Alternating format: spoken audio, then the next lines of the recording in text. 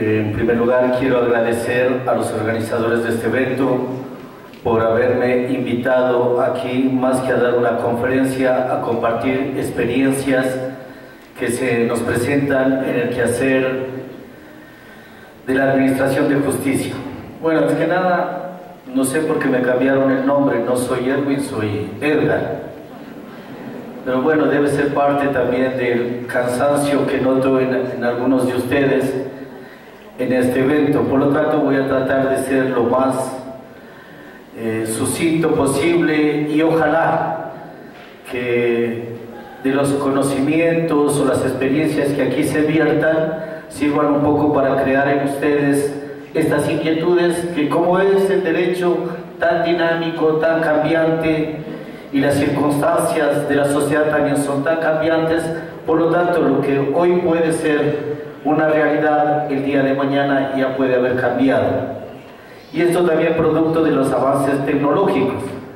Tanto es así que inclusive ustedes recordarán, o muchos de los que ya tenemos un poquito más de años, anteriormente no se hablaba de delitos informáticos. Tampoco se hablaba de los delitos de tráfico de órganos vitales, por ejemplo. ¿Sí? Entonces, todo esto necesariamente se va dando, ¿por qué? Por el cambio de las sociedades. Por eso es que hoy se habla de la sociedad del conocimiento. Y claro, el derecho también tiene que marchar a la par de estos cambios. Bueno, con esta introducción yo quiero tocar un tema para el cual realmente no había venido preparado, pero me han pedido que por necesidad del curso yo lo aborde en esta tarde y noche, así es que vamos a tratar de un poco improvisar en esto y creo que ustedes sabrán disculpar esto. Bien, en días anteriores se había hablado ya sobre la etapa de impugnación. Creo que el doctor Mer Benavides había disertado sobre ese tema y en él se había hablado de los recursos que existen. Y tengo yo entendido que él había abordado hasta el recurso de apelación, por lo tanto yo voy a hablar un poco del recurso de revisión porque el día de mañana otro de los señores expositores les va a hablar sobre el recurso de casación. Bien, como punto de partida podemos decir de que todo ciudadano que esté procesado tiene derecho a recurrir los fallos que le causan algún agravio ante el órgano superior. Por eso es que inclusive se habla de dos tipos de recursos. Tenemos los recursos horizontales y los recursos verticales. Los horizontales son aquellos que se presentan ante la misma autoridad o juez que dictó la resolución y que, de acuerdo a nuestra legislación, son prácticamente la aclaración, la ampliación, la revocatoria y la reforma a la decisión. Claro que en el Código Orgánico Integral Penal estos recursos no están reconocidos expresamente en la norma, pero como tenemos el Código Orgánico General de Procesos, que es norma supletoria del Código Orgánico Integral Penal, por lo tanto, los justiciables tienen derecho a hacer uso de estos recursos que no están previstos en el Código Orgánico Integral Penal. Bien, y tenemos los recursos verticales. Dentro de los recursos verticales, en cambio, ahí sí tenemos ya el recurso de apelación, el recurso de casación y el recurso de revisión. ¿Sí? Anteriormente teníamos también un recurso de nulidad. En el Código de Procedimiento Penal teníamos la nulidad como un recurso, que usted lo podía plantear junto con el recurso de apelación. Pero con la vigencia del Código Orgánico Integral Penal, a partir del 10 de agosto del año 2014, ya la nulidad no consta como recurso, pero sí consta como una facultad jurisdiccional del órgano superior que al momento de resolver cualquier recurso si ve que existen causas de nulidad, puede declararlo a petición de parte o de oficio. ¿Sí? Esto es muy importante que nosotros conozcamos, porque muchas veces empiezan a alegar nulidades cuando en la etapa en que debió alegarse, que es la etapa preparatoria de juicio, no se lo ha dicho, sino que recién en la etapa de juicio es lo que empieza a alegarse. Esa es una posibilidad, y la otra, como les digo, cuando el órgano superior, al momento de resolver un recurso, allí se encuentra una nulidad que generalmente está dada por tres causales. La una, que es la falta de competencia del juez que dictó la decisión. La otra, cuando la sentencia no reúna los requisitos que establece la ley, y asimismo cuando exista violación del trámite. Ahora, pese a existir estas causales, viene algo que es muy fundamental. Si es que esto no ha influido en la decisión de la causa o no se ha dejado en indefensión al procesado, no necesariamente se puede declarar la nulidad, porque ustedes sabrán que, de conformidad al Código Orgánico de la Función Judicial, dentro de las atribuciones jurisdiccionales que tenemos todos los jueces, tenemos la posibilidad de declarar de oficio, tenemos la posibilidad de convalidar de oficio algunos actos que posiblemente sean considerados nulos. ¿Sí? Entonces, ¿qué es lo que se requiere entonces aquí? Que la nulidad sea trascendente y que afecte al derecho de defensa del justiciable. Pues bien, ahora sí vamos a hablar entonces del recurso de revisión. Tanto el recurso de casación como el recurso de revisión son recursos extraordinarios. Y decimos extraordinarios porque no se trata de una instancia más, que es lo que la mayoría de colegas abogados confunden. ¿Sí? Creen que es una instancia más y que por lo tanto vuelven a alegar hechos, vuelven a alegar nulidades, vuelven a alegar pruebas, y eso no es el objetivo y el propósito del recurso de revisión. El recurso de revisión es tan extraordinario y tan trascendente que yo digo, es una demanda contra una sentencia. Miren ustedes lo trascendente del tema. Es decir, usted a través de una demanda está pidiendo que se revise una sentencia. Y no es cualquier sentencia, es una sentencia que goza de autoridad de cosa juzgada. Es decir, es una sentencia que esté ejecutoriada. Por lo tanto, aquí tenemos ya uno de los requisitos que tiene que cumplir para interponer un recurso de revisión. ¿Cuál es? Que exista una sentencia ejecutoriada. Y otra cosa que yo les cuento de experiencia. ¿Quién tiene que... Ahora, ¿cuál es el sujeto procesal que puede interponer el recurso de revisión?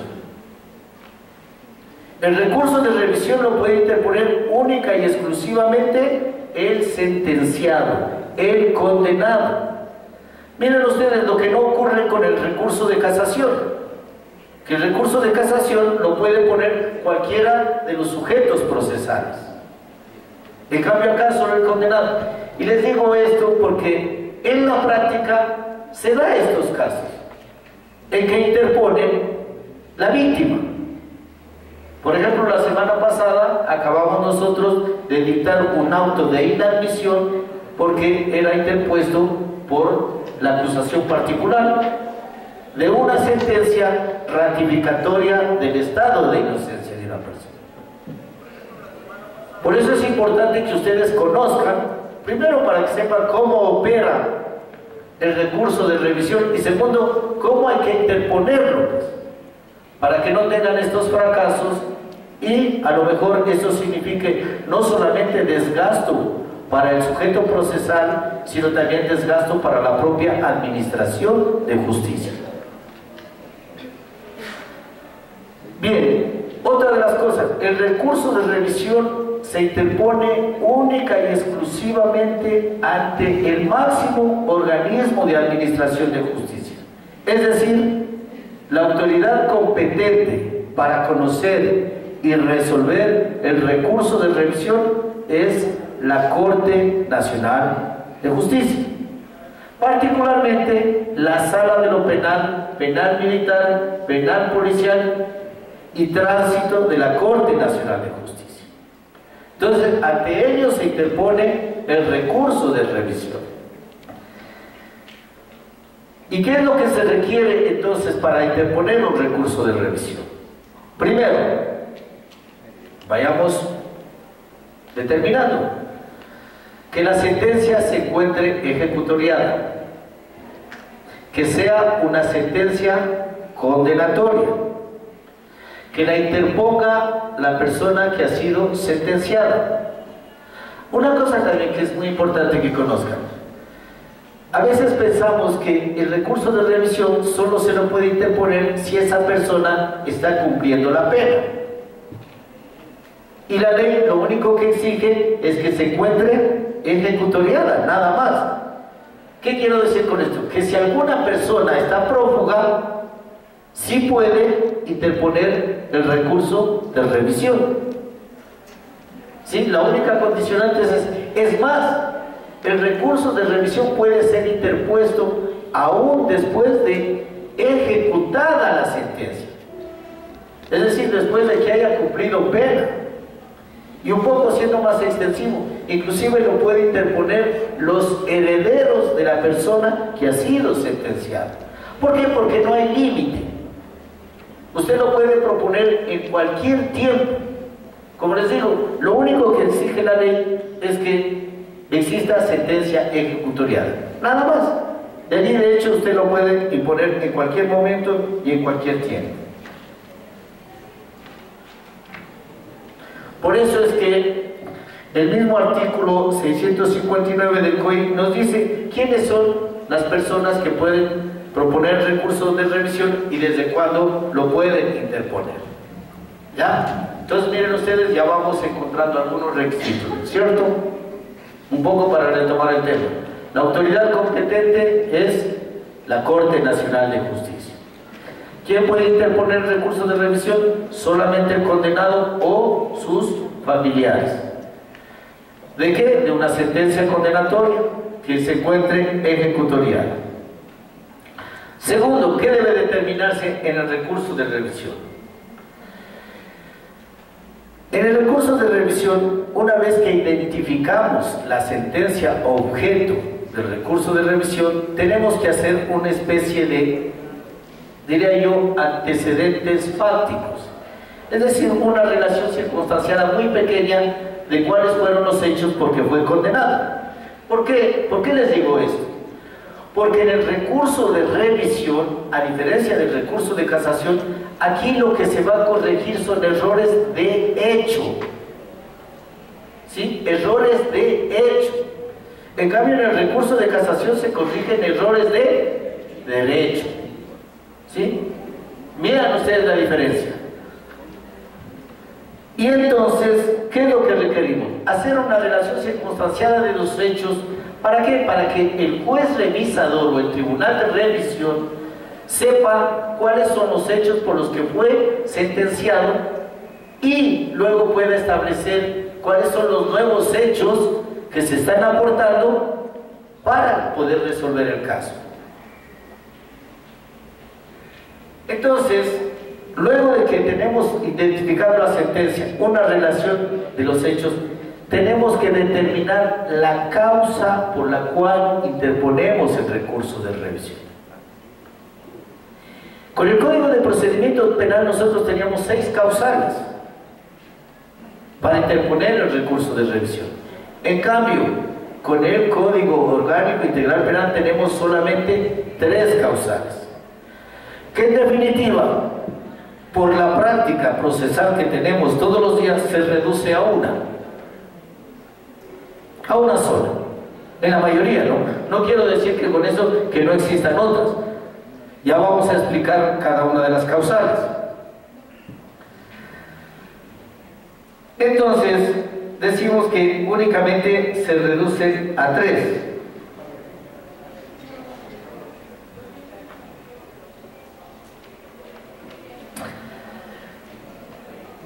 Y usted tiene que determinar por cuál de las tres causales lo interpone. Esto también es importante que conozcan ustedes. ¿Por qué? Porque muchas veces los abogados interponen por 2 o 3 causales. Y a veces, como ahora hay la admisión del recurso, a veces se inadmite ese recurso.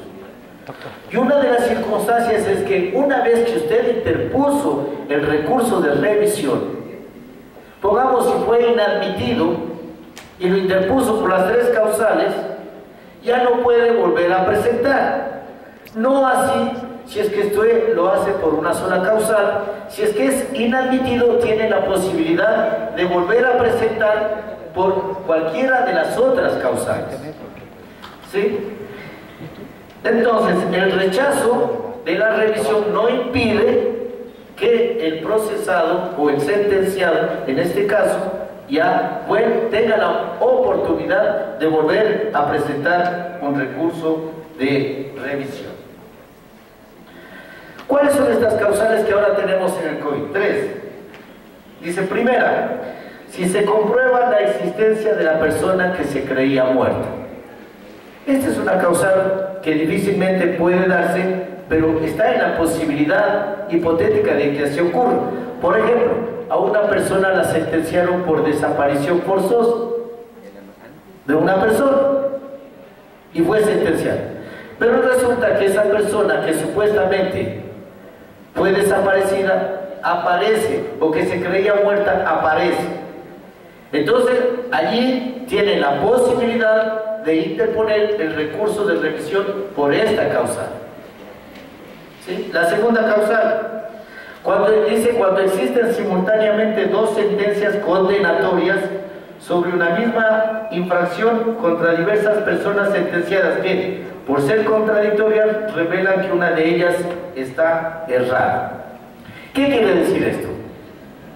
Primero, esto ocurría generalmente anteriormente cuando los fiscales, por cada acto o hecho, abrían una indagación y iniciaban una instrucción fiscal. Recuerden que en el Código de Procedimiento Penal tenían esta atribución de que por cada hecho abrir una instrucción fiscal. Y entonces había esta posibilidad de que haya 2 sentencias condenatorias sobre una misma infracción, pero a diversas personas. Y entonces, a lo mejor, no quiero decir que las 2 sean inocentes, pero a lo mejor una de ellas es inocente. Entonces, esta persona podía y puede actualmente, también con el Código Orgánico Integral Penal, interponer recurso de revisión con esta causal. Entonces, aquí, ¿qué necesitamos fundamentar y demostrar? Que hay 2 sentencias sobre una misma infracción, pero contra diferentes personas, y que una de ellas va a justificar que no es partícipe de la infracción por la cual fue condenado. La tercera causal, que es la que digo, la que más se utiliza, es si la sentencia se ha dictado en virtud de de documentos o testigos falsos, o de informes periciales maliciosos o errados. Aquí es necesaria una explicación. Cuando la norma me dice que se ha dictado en función de documentos o testigos falsos, no necesariamente tiene que haber un proceso o un procedimiento que determine que tal o cual documento es falso, porque esto sería una especie de prejudicialidad, y en el recurso de revisión eso no se requiere, y ya les voy a decir por qué. O que algún testigo haya sido ya sentenciado por falso testimonio o por perjurio, porque el que da testimonio falso, ¿a qué se sujeta? A eso, ¿no es cierto? Si es que es con juramento, comete el delito de perjurio, pero si lo hace bajo promesa, ¿sí?, comete el falso testimonio, que casi el tipo penal es lo mismo, con la diferencia de que el uno es bajo juramento y el otro es con la promesa de decir la verdad, ¿sí?, el falso testimonio. Pero igual no se requiere que que usted adjunte una sentencia condenatoria en la que se haya calificado a esos testigos como falsos o como perjurios, en definitiva. Y lo mismo cuando hablamos de informes periciales maliciosos o errados. ¿Y por qué le decimos que no se requiere esto? Porque recién usted, al interponer el recurso de revisión, con la prueba nueva, que es otro de los requisitos del recurso de revisión, es que usted va a demostrar que estos testigos mintieron, falsearon la verdad, o que los documentos presentados son falsos o no se compadecen con la realidad de los hechos que se dieron por probados y con los cuales fue sentenciado. Los informes, ¿cuándo decimos que un informe es cerrado? Obviamente, cuando el perito ha llegado a conclusiones que no se compadecen con la realidad de los hechos. Por ejemplo, un poco para exagerarles, para que ustedes puedan comprenderme de lo que estoy hablando. Se acusa de un delito de violación y resulta que el informe pericial habla de desfloración, pero ya haciendo un nuevo examen ginecológico pericial, resulta que esa persona en ningún momento fue accedida carnalmente y por lo tanto no se demostró el delito de violación. Entonces allí tenemos un informe errado. Es decir, hay una información dada por el perito que no se compadece con la realidad de los hechos. Y hablamos de informes maliciosos, en cambio, cuando allí sí el perito actúa con dolo o con el ánimo de perjudicar a al procesado en este caso. Por eso hay la malicia. La malicia significa que el perito, con conocimiento de causa, está cambiando el estado de las cosas o de las personas. Allí es la malicia. Pero entonces yo les decía, ¿cuál es el otro requisito de la revisión? Es de que usted ofrezca presentar prueba nueva. Y allí tenemos otro inconveniente que se nos da en la práctica procesal. Cuando la norma habla de prueba nueva, se entiende que es aquella prueba que no ha sido presentada dentro del juicio por el cual está interponiendo el recurso de revisión. Pero ¿qué sucede con muchos escritos de revisión? Que vuelven a analizar primero la prueba que ya ha sido valorada. Segundo, vuelven a pedir que se vuelva a pedir declaración de alguien que ya declaró, o vuelven a pedir que se haga un reconocimiento del lugar de los hechos cuando eso ya fue practicado dentro de la audiencia de juicio. Entonces esa no es prueba nueva. Algunos entienden que la prueba nueva es volver a practicar las mismas diligencias con otras personas, y no es eso. La prueba nueva significa hechos nuevos, porque en definitiva, ¿qué es la prueba? La prueba son hechos que usted los lleva ante el juzgador a través de los medios de prueba. ¿Cuáles son esos medios de prueba? Saben todos ustedes. Tenemos la prueba testimonial, documental y pericial, que antes la conocíamos como la prueba material. Otra de las cosas que se equivocan y piden, por ejemplo, piden que declaren peritos, y a los peritos les preguntan sobre los hechos del juicio. Los peritos no son testigos. Los peritos son personas capacitadas en ciertas materias, artes u oficios que analizan las cosas o las personas.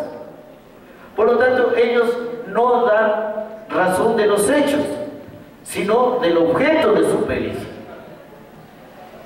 Entonces, esa es otra de las cosas que igual mucho cometen en la práctica procesal. Mucho se da eso.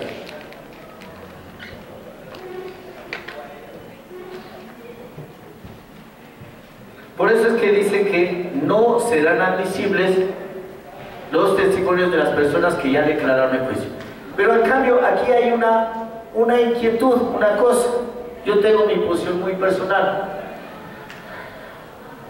Había unos compañeros jueces de la sala penal que decían que la prueba tiene que ser tan nueva, que inclusive ni siquiera deben haber dado versión ante la fiscalía. ¿No? Es decir, que sea desconocida totalmente. Y en cambio yo decía, no, para mí no es así. Porque ¿dónde se practica la prueba? ¿Se practica en la fiscalía? ¿O se practica ante el juez en la etapa de juicio? Recién allí es donde se hace y se introduce la prueba. El fiscal lo único que recoge es que elementos de convicción que al final del día, por decirlo así, le sirven solo para él, para sustentar su dictamen, y que eso tiene que ser debatido en la etapa de juicio. Miren ustedes, entonces, para mí la prueba nueva es aquella que simple y llanamente no se practicó en la etapa de juicio. Pero ahora, esta prueba nueva no solamente que debe ser desconocida o haber sido desconocida para el juez o el tribunal de juicio, sino que además esta prueba tiene que cumplir, digo yo, dos requisitos fundamentales: que sea nueva y que sea trascendente. Porque miren ustedes, ¿por qué digo y hago hincapié en decir trascendente? Porque con esta prueba voy a destruir, si cabe el término, voy a destruir la cosa juzgada, que es una institución en la que ya ha concluido el proceso, ha terminado el proceso, y que es una institución con la cual inclusive ya se destruyó la presunción de inocencia. Entonces tiene que ser trascendente. Y aparte de eso, que con esta prueba yo introduzca nuevos hechos que denoten que aquellos con los que se me sentenció no corresponden a la realidad histórica de esos hechos. Esta es otra cosa importante que hay que tener en cuenta. No es lo mismo la realidad procesal que la realidad histórica. La realidad procesal es lo que consta en el proceso, pero a veces eso no puede ser así. Y discúlpeme que ahorita un poco tome lo que está de moda, por ejemplo. Ahorita se habla de los casos 30S, en los que supuestamente los jueces hemos alterado la prueba, hemos cambiado informes periciales, y lo digo hemos porque me incluyo, soy parte de eso. Pero yo les digo, ¿el juez es el que practica la prueba? ¿El juez es el que introduce la prueba? Si hay cambio de estado en las cosas o en las personas, eso lo hacen los sujetos procesales, no el juez. Si a mí me llevan un testigo y yo le tomo el juramento y él con juramento me dice que me va a decir la verdad, y después resulta que ese testigo ha sido perjuro, ¿será culpa del juez? Si fuera culpa del juez, entonces ¿para qué hablamos de fraude procesal? El fraude procesal no lo hace el juez, lo hacen los sujetos procesales. Entonces, si en el 30S hubo testigos falsos, si hubo informes periciales maliciosos o errados, no los hizo el juez. Eso tendrá que investigar a los fiscales o a los mismos testigos o a los mismos peritos. Pero bueno, un poco para graficar lo importante que tiene el recurso de revisión. Por eso yo les decía, una cosa es la verdad procesal y otra cosa es la verdad histórica de los hechos.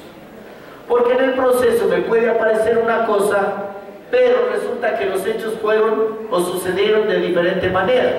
Porque si no fuera así, entonces ¿para qué el recurso de revisión? No tendría razón de ser. Entonces, miren ustedes lo importante de eso. Ahora, una vez que cumpla esos requisitos, el recurso se lo presenta ante el tribunal de instancia. Porque teníamos otro problema, que como el Código Orgánico Integral Penal dice que se presentará ante la Corte Nacional, llegaban y nos presentaban directamente en la Corte Nacional. Y nosotros no teníamos el proceso, no sabíamos. ¿Por qué? Porque muchos de los casos ni siquiera habían llegado en casación. Es decir, se habían quedado en las instancias inferiores. Entonces no sabíamos. Entonces tuvimos que dictar una resolución aclaratoria diciendo que los recursos de revisión tienen que presentarse ante el tribunal que dictó la última sentencia condenatoria o el tribunal de ejecución de la sentencia, para que de allí sea remitido a la Corte Nacional de Justicia. En la Corte Nacional de Justicia tenemos una fase de admisión.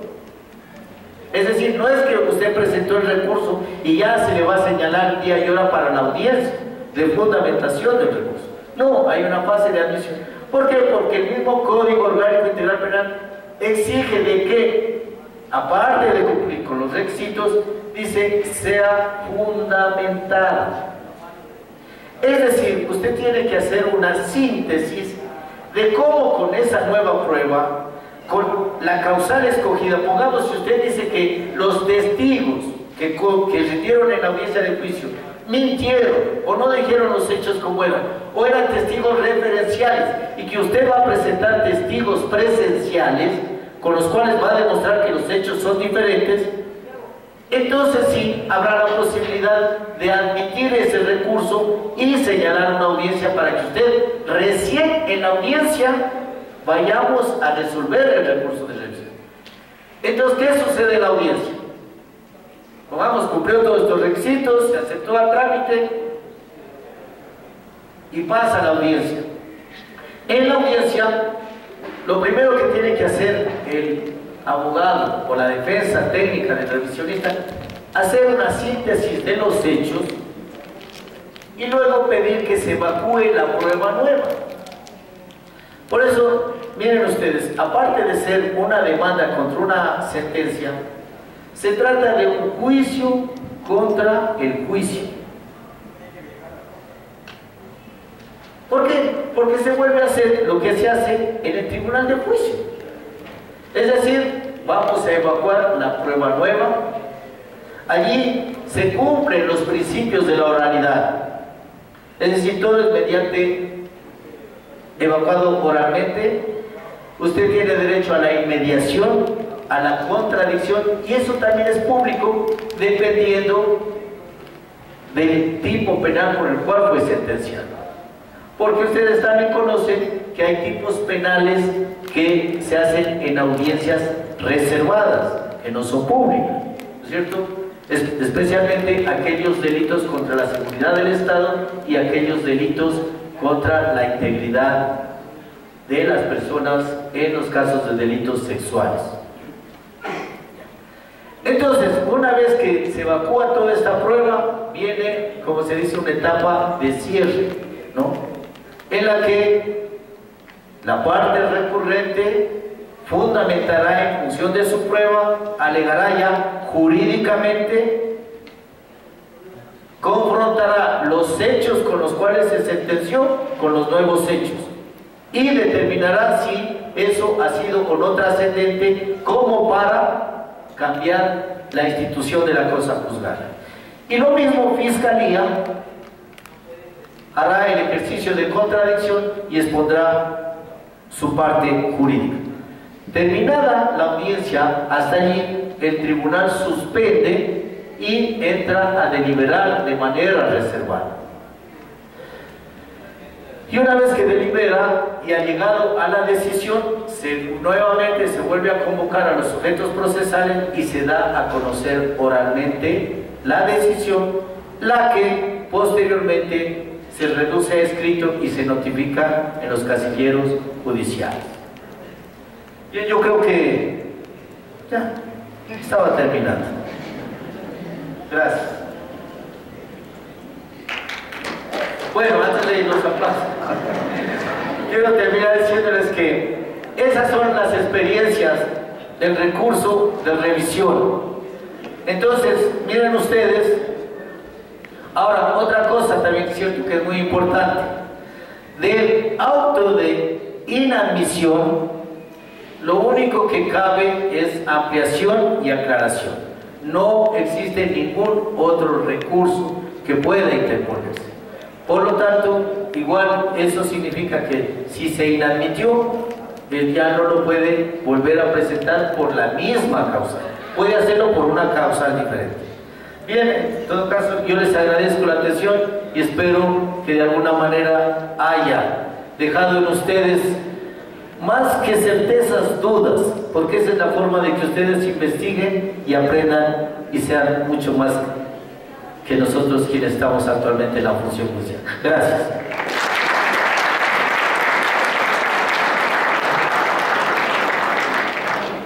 Agradecemos la intervención del doctor. Por favor, la ronda de preguntas se abre en este momento. Levantar la mano.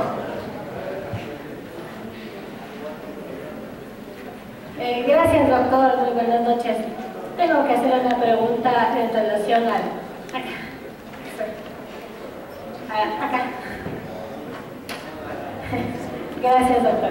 Quería preguntarle si en el recurso de revisión se puede presentar, por ejemplo, a testigos que en el juicio anterior que no se presentaron a rendir los testimonios pese que habían sido solicitados por Fiscalía esos testigos y lo mismo por la parte del acusado, ¿no? Entonces, si se puede presentar, pedir los testimonios de estos testigos que no se presentaron, y si en los informes periciales se puede también pedir que para que sean rebatidos unos nuevos informes periciales con peritos claro que sean acreditados en la función judicial. Esa es mi pregunta. Gracias. Gracias, muy buena pregunta. Bueno, nosotros habíamos dicho que generalmente tiene que ser prueba que no haya sido pedida ni evacuada en la audiencia de juicio. Eso es muy importante. ¿Por qué? Porque es prueba nueva, y si usted la solicitó y no se practicó en la audiencia de juicio, lamentablemente no puede volverla a pedir. Por la circunstancia de que ya fue conocida fue conocida por los jueces, y que lamentablemente que no llegó a evacuarse es otra cosa. Porque esto también es muy importante que ustedes conozcan. Ustedes saben que con el Código Orgánico Integral Penal solamente hay un momento en el cual puede solicitarse la prueba, que es en la etapa de evaluación y preparatoria del juicio. Es decir, solo allí usted puede anunciar la prueba que se va a evacuar en la etapa de juicio.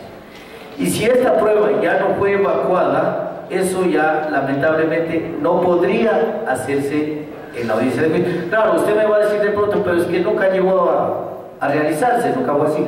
Pero de alguna manera ya fue conocida. Y la idea, y de acuerdo al Código Orgánico Integral, es que no haya sido ni conocida ni evacuada en la etapa de juicio.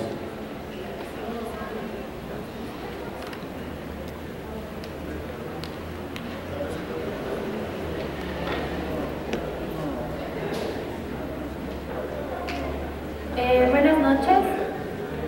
Soy estudiante del tercer semestre de la Universidad Internacional del Ecuador y bueno, tengo una pregunta.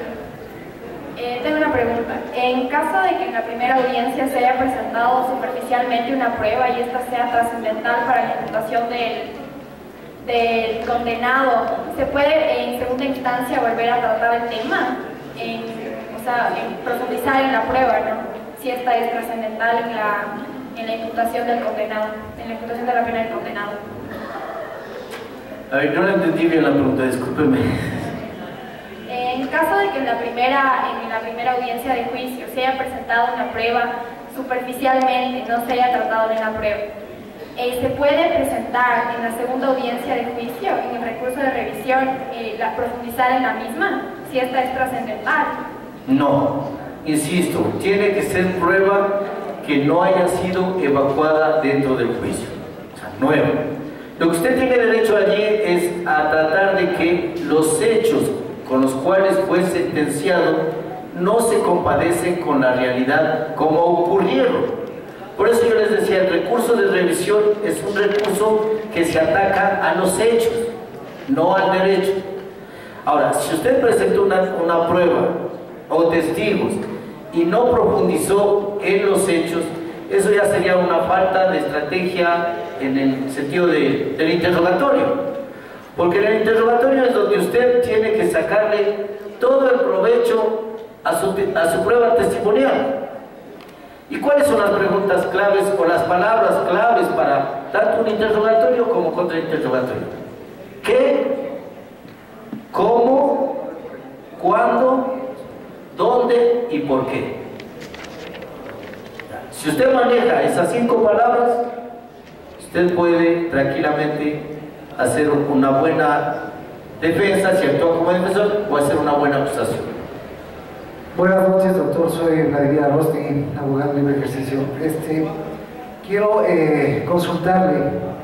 En un proceso que tuvimos alguna vez, se pidió al fiscal que solicite a Movistar el listado telefónico para que se haga peritaje de llamadas y todo eso.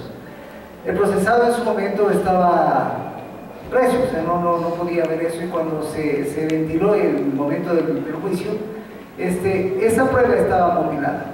Pasó el tiempo, fue sentenciado, se ejecutó la sentencia como tal, y al sacar una copia del proceso, nos dimos cuenta que justamente esa parte de ese grupo, ese 2 o 3 o 4 hojas de llamadas, no estaban ahí. Una. Y la otra, apareció de pronto el perito a decir que él en su momento fraguó la pericia, no la hizo correctamente. ¿Eso es prueba nueva?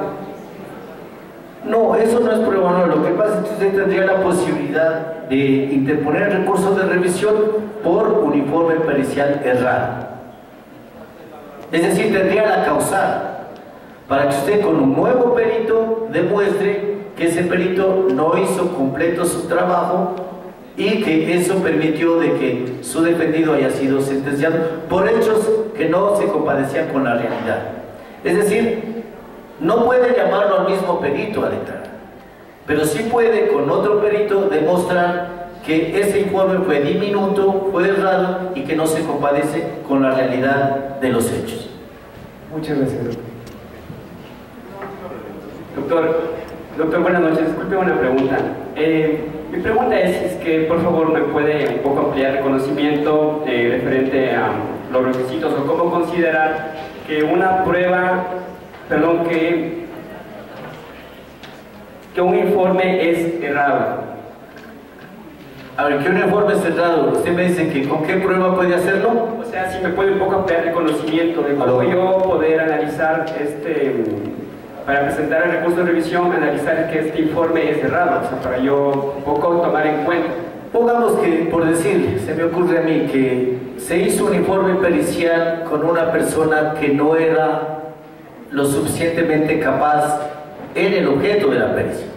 Pongamos, se está hablando de mala práctica profesional, ¿sí? Es decir, se hizo un puente y ese puente se cayó, y entonces quien presentó el informe no fue un ingeniero que tenga conocimiento en estructuras, ¿sí? Sino que fue presentado por un maestro mayor, por decirlo.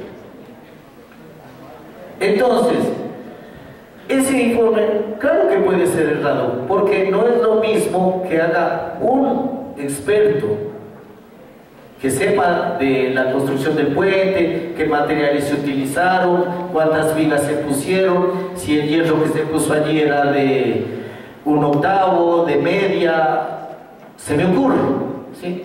Entonces, obviamente allí usted va a demostrar que ese informe es cerrado, porque no fue hecho conforme a la realidad, ni tampoco por una persona experta en la materia. Perfecto, muchas gracias. Cerramos la ronda de preguntas en honor al tiempo. Vamos a dar paso a nuestro siguiente expositor, que es el doctor Miguel Ángel Angulo.